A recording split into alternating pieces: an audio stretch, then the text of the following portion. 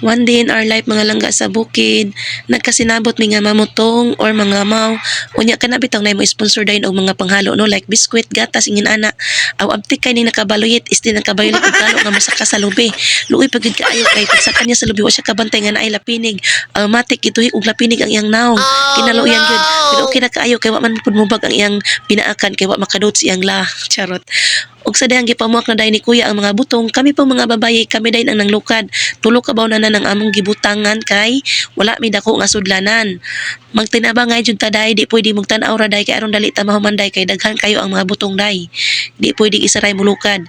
Og sa dihang nagkahuman namig panglukad mga langga, puno na ang tulo ka na nagmikos-mikos na dayon is mga ingredients. Ipamutang na dayon ang mga gatas, biskwit og ice aron mo bugnaw. Kinalami na gud kay higop mga langga kay pertig yung iga nga gikan pinigpista.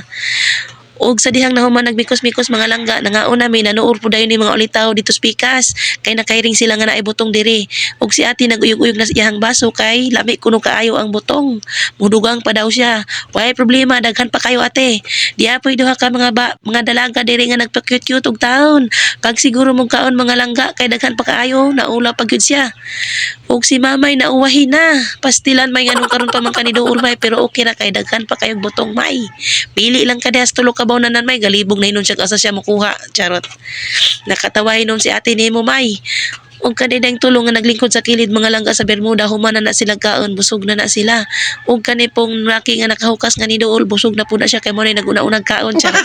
Og kaming tanan nga busog na mga langga sa butong. Ngun ani gud kani diri sa bukid mga langga kay kung makasinabot matik dayon. Maura to, salamat sa pagtan-aw.